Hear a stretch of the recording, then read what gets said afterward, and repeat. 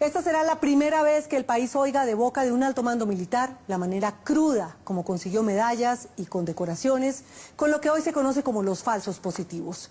Alias Zeus, el mayor retirado del ejército Juan Carlos Rodríguez, que paga una condena de 40 años, le contó a la nena Arrázola cómo hizo para conseguir muchachos de la guerrilla y los paramilitares, cómo los ajustició y luego cómo los presentaba a sus superiores como dados de baja en enfrentamientos.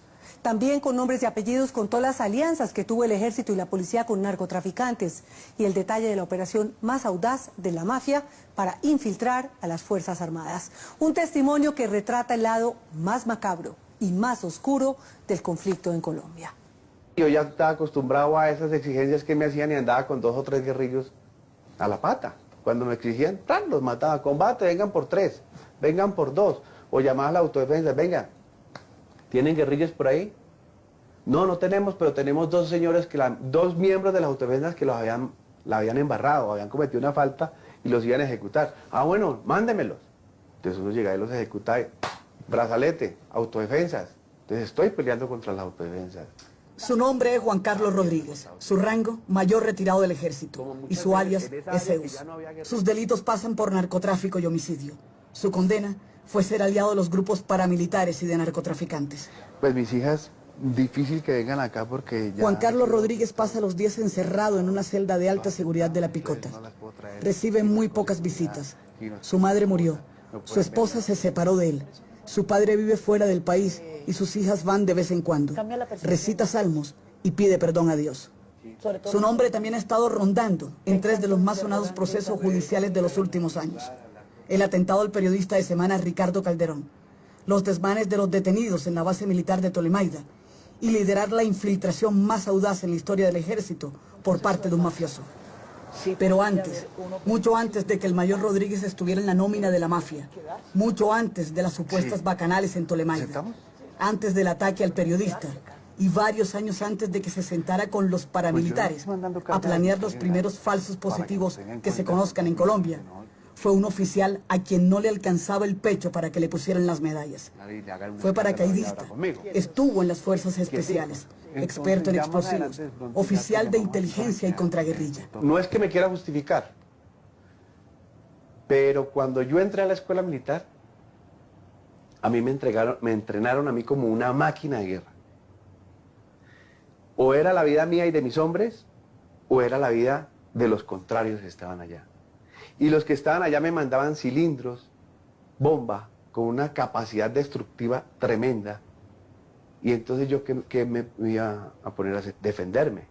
Y si yo tenía un soldado herido, el sentimiento como ser humano me alimenta la venganza.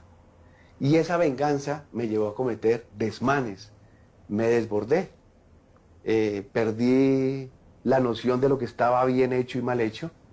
Cometí mis errores y ahora estoy pagando por ellos.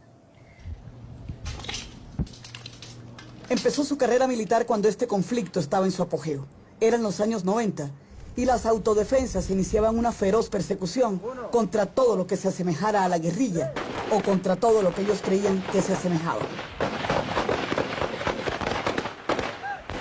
Mataban porque les daba la gana y era como si nadie se diera cuenta. La guerrilla no escapaba al descontrol. Los cilindros bombas retumbaban, los secuestros eran pan de cada día, pueblos enteros se quedaban sin policía y las bases militares eran atacadas al antojo del secretariado de las FARC. El narcotráfico crecía a sus anchas, los traquetos del momento eran los del Valle y dirigentes y políticos hacían fila para que los mafiosos les dieran plata o votos. Eran 3 conflictos, 3 guerras que poco a poco iban volviendo al país en tierra de nadie. El mayor Juan Carlos Rodríguez hacía parte de esta debacle. Ni él, ni sus hombres, ni alguno de sus superiores vieron algún impedimento, algún problema en ser aliados de un bando para combatir al otro. Yo tuve una relación muy cercana a los comandantes y líderes de las autodefensas como Carlos Castaño, Ramón Izaza, Jorge Pirata del Meta, Botalón del Magdalena Medio, con Paquita del Caquetá, con Rafa Putumayo, y posteriormente con unas autodefensas de Diego León Montoya en el Valle. ¿Y las reuniones eran dónde, mayor? ¿En en los campamentos de ellos o en la brigada? ¿Dónde se reunían? No, se reunía uno más que todo en las áreas de ellos, ¿no? Uno iba hasta allá con tenientes, con capitanes, con mayores, para planear operaciones, para neutralizar, para no atacarlos a ellos, para saber dónde estaban ellos, para no ir a cometer error de irles a dar plomo a ellos y de pronto hubieran malos entendidos. Y de esos primeros contactos se pasó a un operativo conjunto. De allí a una relación más cercana y de allí a matar, a poner muertos en combate cuando en realidad habían sido ajusticiados a sangre fría, a corta distancia e indefensos.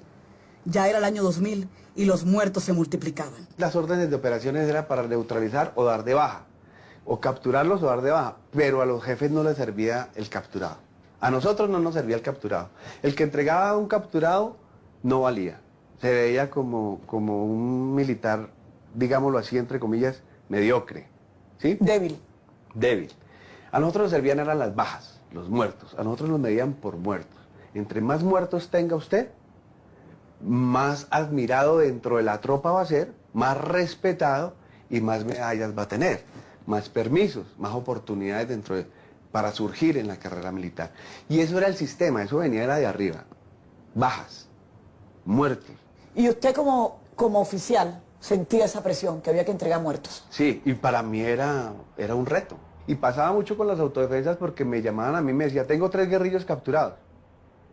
Ya voy para allá. Yo pedía permiso y me iba y los entrevistaba. Y empezaba uno a actuar. Lo que yo no podía hacer legalmente, lo hacían las autodefensas, que era pistolearlos a los milicianos, a los colaboradores, y yo me hacía el loco. Claro. Pero empezamos a debilitar las FARC y al ELN en las regiones. Era el gobierno de Andrés Pastrana y el país estaba atravesado por el conflicto. A diario se oían de masacres, descuartizamientos, secuestros y extorsiones. La guerrilla ganaba posiciones militares y las autodefensas marcaban territorio. Con participación de los 3 sectores de conflicto, gobierno, guerrilla y autodefensas. Las Fuerzas Armadas no tenían con qué ni cómo. El conflicto tocaba fondo y parecía que todo se valía, inclusive hasta aliarse con el diablo. Y yo con esos 3 guerrillos los utilizaba, muchas veces los entregué. Cuando los entregaba y los desmovilizaba, me hacían mala cara. Entonces, ¿quién le hacía mala cara, mayor? El comandante hacía mala cara. Decía, no, pues ¿cómo los trae vivos? Es más, todas las instituciones del Estado, cuando ven crecer la guerrilla, ven un mal común, que es las FARC y el ELN, que están creciendo. Cuando yo llevaba a entregarlos a la fiscalía, los mismos fiscales me decían, no, pues que usted cómo me los va a traer vivos. ¿Sí? Entonces uno ya entendía el mensaje, pero entonces uno decía, estamos en un sistema donde todos los quieren muertos, y a mí me parecía normal entregar los muertos, así los haya cogido vivos. Ya no había marcha atrás. Los falsos positivos hacían carrera en esos finales de los años 90 y comienzos del 2000. Rodríguez era el héroe y sus jefes lo elogiaban. Entonces uno los mataba y reportaba combate. Iban y los recogían muertos y se los llevaban. Eran guerrillos, eran bandidos, estaban fuera de la ley, tenían su armamento, pero no era la forma de haberlos asesinado. Y eso lo avalaba tanto el mando militar como la misma fiscalía. O sea, nadie les ponía un pero. Nadie hacía nada. Eso lo aplaudía y uno elevaba el ego, alimentaba el ego, que era un muy buen oficial, porque los resultados se veían, era por eso. Y estoy hablando de oficiales, suboficiales y soldados, porque esa era la verdad. El relato no puede ser más desgarrador. El rostro del mayor Juan Carlos Rodríguez permanece inamovible, hasta frío, y deja la sensación de que escoge bien sus palabras y su significado. Calculador, si se quiere. Sus gestos son escasos y su postura es rígida. Pero uno en este momento aprende a valorar muchas cosas. Pero esta vez el mayor Rodríguez, el temible Zeus, el hombre que apretó el gatillo una y otra vez, no tiene marcha atrás. Está confesando, está colaborando con la fiscalía, está aclarando crímenes y dice que se arrepiente todos los días de su vida y que se aferra a Dios para no caer en depresiones sin retorno. Tiene 1000 secretos, 1000 o 2000 tal vez, nombres en cantidad, políticos de altas cumbres, dirigentes de derecha y de izquierda que se congraciaban con paramilitares y traquetos por igual, pero de eso aún no va a hablar. Y tengo algunas cosas que no voy a sacar a la luz pública ni con los medios de comunicación ni con la fiscalía. Tengo unos documentos asegurados en Estados Unidos.